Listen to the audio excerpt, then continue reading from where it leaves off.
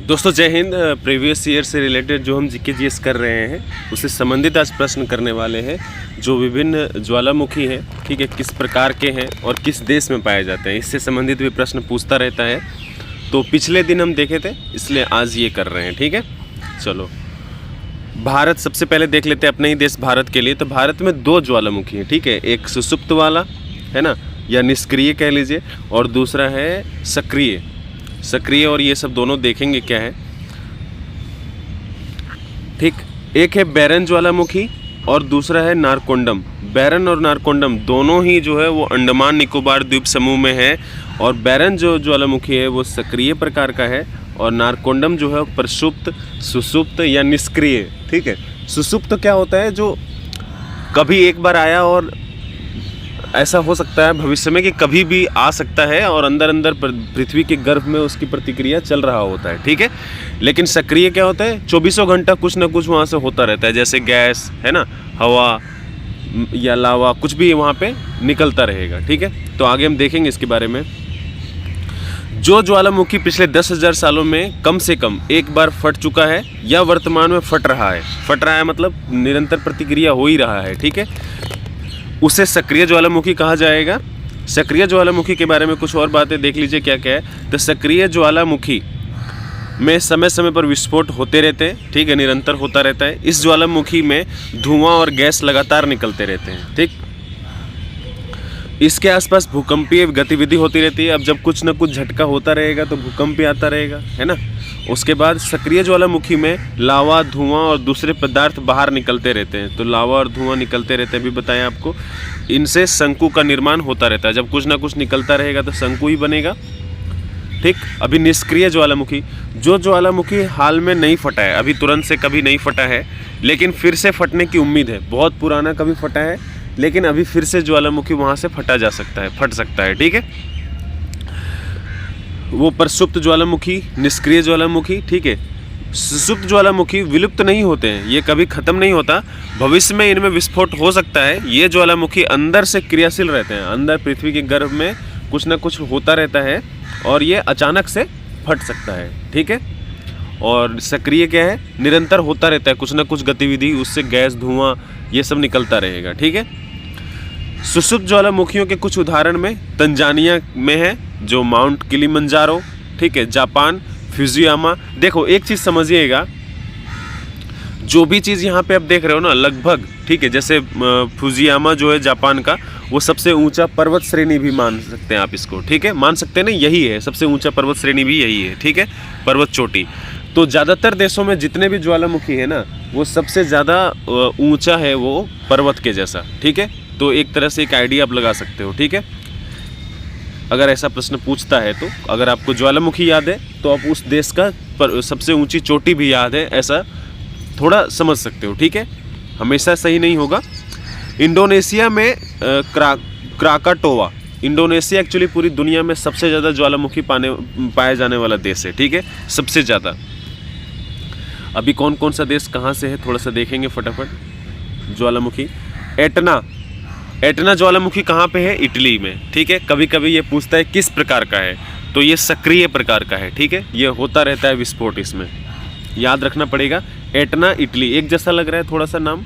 वसुवियस, ये इटली का है ये, लेकिन ये निष्क्रिय है, सुषुप्त। ठीक है, ये एक बार कभी आया है और भविष्य में कभी भी इसमें ज्वालामुखी विस्फोट हो सकता है। ठीक है, स्ट्राम्बोली, ये इटली में है, लिपारी द्वीप पर। ठीक, कभी कभी द्वीप भी पूछता है, तो लिपारी द्वीप पर। ठीक है, याद रखिएगा स्ट्राम्बोली। ठीक, वसुवियस, एटना और स्ट्राम्बोली तीनों कहाँ पे है, तो इटली में है। ठीक है, किस प्रकार का है स्ट्राम्बोली, तो सक्रिय प्रकार का है। ठीक, कोटोपैक्सी, इक्वाडोर, कोटोपैक्सी भी जो है वो इक्वाडोर का सबसे ऊंची चोटी है। ठीक, याद रखिएगा।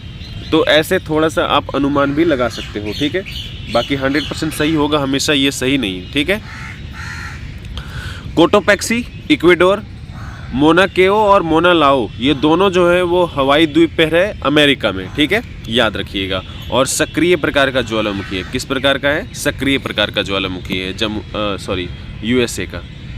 ठीक, फुजियामा, ये निष्क्रिय प्रकार का ज्वालामुखी है होन्शु द्वीप पर, जापान में। ठीक, सबसे खास बात ये कि ये जापान का सबसे ऊंची चोटी भी है। ठीक है, फुजियामा। क्राकाटोआ, ये इंडोनेशिया का है प्रक्षुब्ध ज्वालामुखी, सबसे पहले पेज पर इसको हम पढ़े थे। ओजोस डेल सलाडो, चिली, ये सबसे ऊंचा सक्रिय ज्वालामुखी है। ठीक है, ये चिली है, दक्षिणी अमेरिका में। ओजोस डेल सलाडो जो है वो कहाँ पे है, तो चिली में, और सबसे ऊंचा सक्रिय ज्वालामुखी है ये। ठीक है, चिम्बराजो, देखो याद नहीं रहेगा, कई बार ऐसे याद रखना पड़ेगा, जैसे राहुल वर्धन, किसी का नाम अगर सुनीता विलियम्स है तो सुनीता कुमारी बोलने में थोड़ा ओड लगता है ना, उसी तरह से राकेश शर्मा, तो ये ओड लगता है ना थोड़ा बोलने से, राकेश कुमार बोलेंगे तो किसी का नाम बार बार याद रख लेने से वो याद हो जाता है। तो ऐसे समझना, फुजियामा जापान, ये क्या है, किसी व्यक्ति का नाम है। ऐसे करके 2-4 बार अगर पढ़ोगे ना तो ऐसा लगेगा कि एक दूसरे के पूरक हैं ये। ठीक है, तो ऐसे 2-4 बार रटना पड़ेगा। ठीक है, चिम्बराजो इक्वाडोर, सक्रिय प्रकार का। किलिमंजारो पहले पेज में पढ़े थे, तंजानिया, यह एक निष्क्रिय ज्वालामुखी है जिसके जल्द ही फटने की संभावना नहीं है। अभी बताया कि तुरंत से ये फटता नहीं है पृथ्वी के गर्भ में, लेकिन गतिविधि चल रहा होता है इसको फटने के लिए। ठीक है, और कभी भी भविष्य में फट सकता है। अभी थोड़ा सा करंट अफेयर से रिलेटेड, केंद्रीय खेल और युवा मामलों के मंत्री मनसुख मंडाविया, ये गुजरात राज्यसभा से आते हैं। ठीक है, खेल मंत्री हैं और युवा मामलों के मंत्री हैं। पेरिस ओलंपिक में जो लोग जीत करके आए ना, उनको क्या क्या दिया जाएगा, ठीक है, चेक दिया जा रहा है। तो 75 लाख रुपए दिया जाएगा स्वर्ण पदक विजेता को, रजत पदक विजेताओं को दिया जाएगा 50 लाख, और कांस्य पदक के लिए जो जीते हैं विजेता हैं वो उनको मिलेगा, क्या मिलेगा, तो 30 लाख रुपए। ठीक है, हम कितने नंबर पर है टोटल, भारत 18वें स्थान पर है। ठीक है, 18th भारत। पहले नंबर पे कौन, तो पहले नंबर पे चाइना। ठीक है, चाइना। दूसरे नंबर पे कौन, तो यूनाइटेड किंगडम, ब्रिटेन। तीसरे नंबर पे कौन, तो अमेरिका, USA। ठीक है, याद रखिएगा। और हम जो है वो 18वें स्थान पर हैं। ठीक है, फिर भी ये सबसे श्रेष्ठ अपना हुआ है इस बार का, याद रखिएगा। ठीक, और हम कितने गोल्ड जीते हैं, तो 7 गोल्ड, 9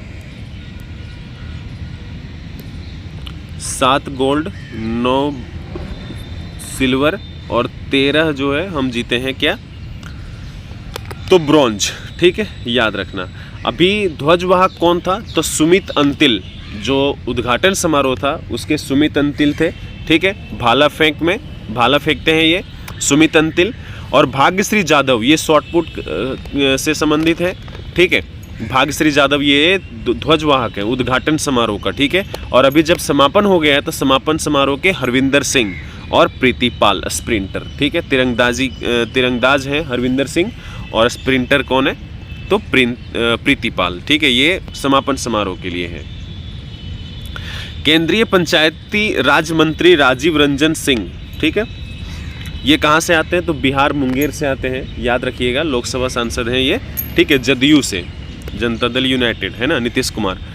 ठीक, तो केंद्रीय पंचायत राज मंत्री राजीव रंजन सिंह ने, अच्छा, पंचायती राज जो है वो किस अनुच्छेद में है, ये आपको लिखिएगा जरूर। ठीक है, तो पंचायती राज संस्थाएं 2047 तक भारत को विकसित राष्ट्र बनाने में महत्वपूर्ण भूमिका निभा सकती है, ऐसा कह रहे हैं कौन, तो राजीव रंजन सिंह। कौन है ये, तो केंद्रीय पंचायती राज मंत्री। ठीक, ये कर क्या रहे थे, तो ये कर रहे थे क्या, केंद्रीय मंत्री। ठीक है, पटना में पंचायती राज संस्थाओं के निर्वाचित प्रतिनिधियों, जैसे मुखिया, वार्ड सदस्य, जिला परिषद, ये सब है ना जो निर्वाचित होकर के आते हैं।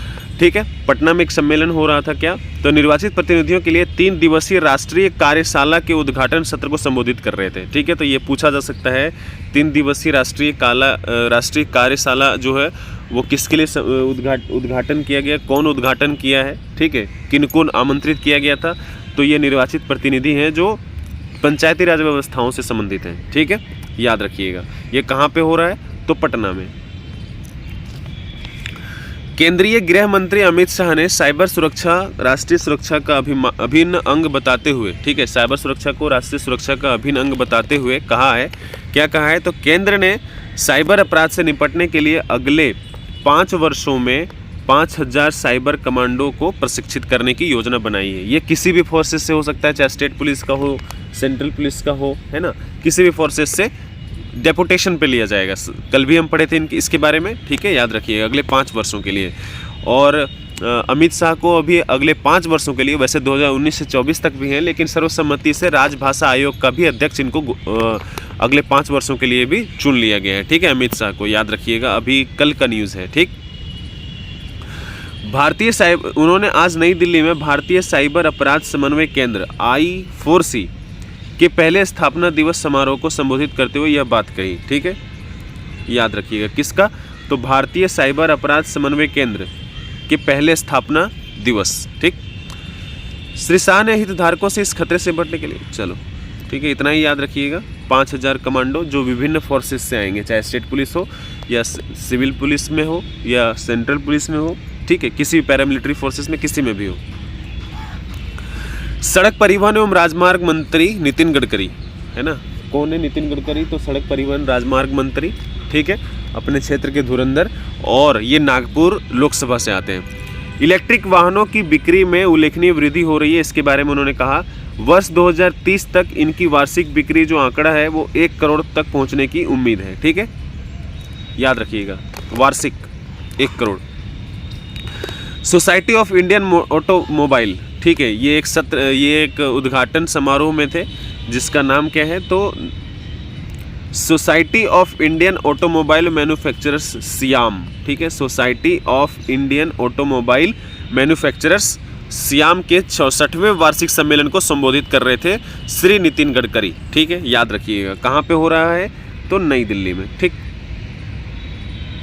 इस अवसर पर केंद्रीय भारी उद्योग मंत्री HD कुमारस्वामी ने, HD कुमारस्वामी कर्नाटक से आते हैं और इनका जो सीट है वो मंड्या, ठीक है, याद रखिएगा। इस अवसर पर कौन, तो भारी उद्योग मंत्री HD कुमारस्वामी, ठीक है, और कहाँ से आते हैं, मंड्या, और मंत्रालय तो आपको बता ही दिया। नेक्स्ट प्रश्न की तरफ हम आगे बढ़ते हैं। प्रधानमंत्री नरेंद्र मोदी ने वैश्विक समस्याओं के लिए स्थानीय समाधान खोजने पर जोर दिया है, ठीक है। प्रधानमंत्री ने आज नई दिल्ली में नवगठित राष्ट्रीय अनुसंधान फाउंडेशन की पहली गवर्निंग बोर्ड बैठक की अध्यक्षता की, ठीक है, किसकी, तो ये राष्ट्रीय अनुसंधान फाउंडेशन, ये क्यों किया गया है, क्या उद्देश्य है, इसके बारे में आगे पढ़ेंगे। 2023 में ये गठित किया गया है, ठीक, अगस्त में ही, तो ये पहली वर्ष हम मना रहे हैं इसका, ठीक है।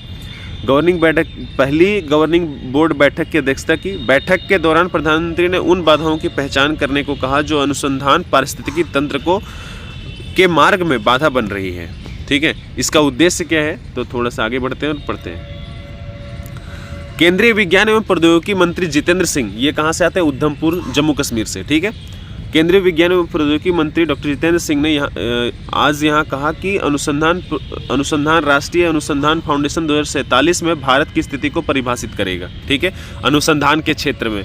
ये किसको किसको जोड़ेगा, तो यह विधेयक गणितीय विज्ञान, इंजीनियरिंग, प्रौद्योगिकी, टेक्नोलॉजी, पर्यावरण, पृथ्वी विज्ञान, स्वास्थ्य, कृषि सहित प्राकृतिक विज्ञान के क्षेत्रों में अनुसंधान, इनोवेशन, उद्यमिता के लिए एक उच्च स्तरीय रणनीतिक दिशा प्रदान करेगा और 2047 में भारत की स्थिति को परिभाषित करेगा, ठीक है, याद रखिएगा। आगे बढ़ते हैं। प्रधानमंत्री भी सेमीकॉन में जाने वाले हैं। प्रधानमंत्री नरेंद्र मोदी ने आज इस बात पर जोर दिया कि भारत में विविधतापूर्ण सेमीकंडक्टर आपूर्ति श्रृंखला में एक विश्वसनीय भागीदार बनने की क्षमता है। भारत एक विश्वसनीय भागीदार बनेगा सेमीकंडक्टर के मामले में, ठीक है। ऐसा अनुमान लगाया जा रहा है कि दुनिया में 5 देशों में शामिल हो जाएगा जिस दिन प्रोडक्शन हमारा शुरू हो जाएगा, शीर्ष 5 देशों में, ठीक है। श्री मोदी ने सेमीकॉन इंडिया से एक दिन पहले नई दिल्ली में अपने आवास पर, सेमीकॉन इंडिया जो है वो कहाँ पे होने जा रहा है, तो ग्रेटर नोएडा में, ठीक है, ग्रेटर नोएडा उत्तर प्रदेश में, ठीक है। अपने आवास पर सेमीकंडक्टर कार्यकारी गोलमेज की अध्यक्षता करते हुए यह बात कही, ठीक है। अपने आवास पर क्या किए हैं, तो सेमीकंडक्टर कार्यकारी गोलमेज की सम्मेलन की अध्यक्षता किए हैं। प्रधानमंत्री ने नेताओं को आश्वासन दिया कि भारत सरकार एक पूर्वानुमानित और स्थिर नीति व्यवस्था का पालन करेगी। उन्होंने कहा कि सरकार मेक इन इंडिया और मेक फॉर द वर्ल्ड के फोकस के साथ हर कदम पर उद्योग का समर्थन जारी रखेगी। हालांकि इससे आगे एक और चीज़ है वो पढ़ते हैं, इंपॉर्टेंट यहाँ पे है, ठीक है। प्रधानमंत्री कल ग्रेटर नोएडा में सेमीकॉन इंडिया 2024 का उद्घाटन करेंगे, ठीक है, कल मतलब आज करेंगे, ठीक है। इस अवसर पर वे उपस्थित लोगों को संबोधित भी करेंगे। 3 दिवसीय इस कार्यक्रम का इस कार्यक्रम का विषय सेमीकंडक्टर भविष्य को आकार देना है। इस सम्मेलन में भारत की सेमीकंडक्टर रणनीति और नीति को प्रदर्शित किया जाएगा। ठीक है, इसका विषय क्या है? तो सेमीकंडक्टर भविष्य का आकार, भविष्य को आकार देना। ठीक है, सेमीकंडक्टर भविष्य को आकार देना, ये भविष्य के लिए, इनोवेशन के लिए एक बड़ा क्रांति लेकर के आएगा अपने देश में। ठीक है, याद रखना। कहाँ पे हो रहा है? तो ग्रेटर नोएडा में। ठीक है, आगे जब होता रहेगा तो हम ज़रूर बात करेंगे इससे रिलेटेड। 45वां FIDE FIDE शतरंज ओलंपियाड। ठीक है, FIDE को एक और अन्य नाम से हम जानते हैं, उसका क्या नाम है? तो याद रखिएगा, विश्व शतरंज संघ। और इसका फुल फॉर्म अगर बात करें तो हालांकि फ्रेंच शब्द है थोड़ा सा, फेडरेशन इंटरनेशनल डैश इचेज। ठीक है, फेडरेशन इंटरनेशनल डैश एचेज। ठीक, ये इसका नाम है पूरा। हालांकि इसको शॉर्ट में हम अन्य नाम क्या बोलते हैं? तो विश्व शतरंज संघ। ठीक है, तो 45वां विश्व शतरंज संघ शतरंज ओलंपियाड आज हंगरी, ठीक है, हंगरी में होने जा रहा है, बुडापेस्ट उसकी राजधानी में। 12 दिवसीय द्विवार्षिक आयोजन में 1800 से अधिक खिलाड़ी भाग लेंगे, जिसमें ओपन सेक्शन में 193 राष्ट्रीय टीमें और महिला वर्ग। ठीक है, ओपन सेक्शन में हम भाग लेने वाले हैं, और भारत ओपन वर्ग में, ओपन सेक्शन में अमेरिका के बाद दूसरे वरीयता प्राप्त टीम के रूप में प्रवेश करेगा। ठीक है, चलो आगे बढ़ते हैं। संयुक्त राष्ट्र महासभा एंटोनियो गुतेरेस जो है वो चेंज हो गए हैं अभी। ठीक है, तो संयुक्त राष्ट्र महासभा के नवनिर्वाचित अध्यक्ष, ठीक है, अध्यक्ष कौन बन गए? तो फिलेमोन यांग ने जलवायु परिवर्तन, बढ़ते संघर्ष और सतत विकास में मंदी जैसी वैश्विक चुनौतियों से निपटने के लिए गहन अंतर्राष्ट्रीय सहयोग का आह्वान किया है। ठीक है, श्री यांग ने कल न्यूयॉर्क में UNGA, ठीक है, UNGA मतलब यूनाइटेड नेशनल जनरल असेंबली। ठीक है, ये जनरल असेंबली है, उसके 79वें सत्र के आरंभ में अपने उद्घाटन भाषण में यह बात कही। क्या कही? तो ऊपर जो आप पढ़े वो, जलवायु परिवर्तन, बढ़ते संघर्ष, सतत विकास, ठीक है, मंदी, ये सब। कैमरून से आने वाले श्री, कैमरून से आते हैं ये, और कैमरून जो एक ज्वालामुखी का भी नाम है, याद रखिएगा कैमरून। और कैमरून से कौन आ रहे हैं? तो फिलेमोन यांग, जो संयुक्त राष्ट्र महासभा के अभी अध्यक्ष बने हैं। ठीक है, याद रखिएगा। और कैमरून एक ज्वालामुखी का भी नाम है जो कैमरून में ही है। ठीक है, तो कैमरून से आने वाले श्री यांग ने कल UNGA के अंतिम सत्र को संबोधित, अंतिम सत्र के समापन पर शपथ ली। ठीक है, अभी सत्र भी समाप्त हो गया और शपथ भी ले लिए। कौन? तो फिलेमोन यांग अध्यक्ष के रूप में संयुक्त राष्ट्र के। रूस ने दशकों में, ठीक है, दशकों जगह का नाम है, दशकों में अपना सबसे बड़ा नौसैनिक अभ्यास शुरू किया है। ठीक है, याद रखिएगा, जिसमें सभी 5 बेड़े शामिल हैं। कल शुरू हुआ ओसन 2024, इस जो युद्ध अभ्यास है, ठीक है, सबसे बड़ा, तो वो नौसैनिक सैन्य अभ्यास है। याद रखिएगा, नौसैनिक अभ्यास है जिसका नाम क्या है? ओसन 2024। इसमें कौन है? तो रूस में हो रहा है। ठीक है, और इसमें चीन भी भाग लेगा। ठीक है, तो ओशन 2024 प्रशांत और आर्कटिक महासागरों के साथ साथ, ठीक है, प्रशांत में, आर्कटिक महासागर में, भूमध्य सागर में, कैस्पियन सागर में और बाल्टिक सागर में एक साथ आयोजित किया जाएगा। ठीक है, रूस कर रहा है ये। रूसी राष्ट्रपति व्लादिमीर पुतिन ने एक वर्चुअल मीटिंग के दौरान यह घोषणा की, जिसमें बढ़ते भू राजनीतिक तनाव के बीच देश को किसी भी परिदृश्य के लिए तैयार रहने की आवश्यकता पर बल दिया है। ठीक है, प्रधानमंत्री नरेंद्र मोदी इस महीने की 15 तारीख को झारखंड के जमशेदपुर, हमारे यहाँ झारखंड में आने वाले हैं। ठीक है, वर्चुअली आएंगे। 15 तारीख को झारखंड के जमशेदपुर में प्रधानमंत्री आवास योजना के लाखों लाभार्थियों को 2,745 करोड़ रुपए की किस्त जारी करेंगे। ठीक है, केंद्रीय ग्रामीण विकास मंत्री शिवराज सिंह चौहान ने कल वीडियो कॉन्फ्रेंसिंग के माध्यम से राज्यों के ग्रामीण विकास मंत्रियों की बैठक में यह बात कही है। ठीक है, ये घोषणा कौन किया है, बताया कौन है देश को? तो शिवराज सिंह चौहान। ठीक है, कृषि कल्याण मंत्री। ठीक है, तो ऑनलाइन जुड़ सकते हैं, सभी जुड़ सकते हैं। नेक्स्ट है नागरिक उड्डयन पर दूसरा एशिया प्रशांत मंत्रिस्तरीय सम्मेलन आज नई दिल्ली में होने जा रहा है। ठीक है, नागरिक उड्डयन पर, तो भारत का जो नागरिक उड्डयन मंत्रालय है जिनके पास, वो कौन है? तो सिंधिया है ना, ज्योतिरादित्य सिंधिया। आपको लिखना है कि वो किस लोकसभा संसदीय क्षेत्र से जीत करके आए हैं, ठीक है, ज़रूर लिखिएगा।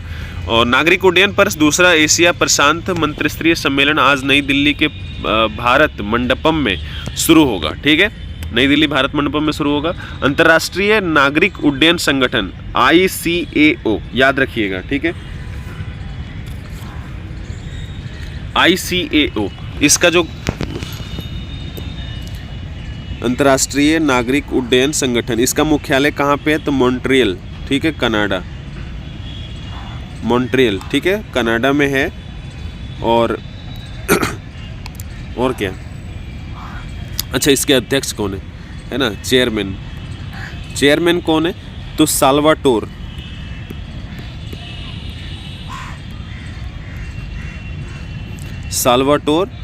सियाचिटानो,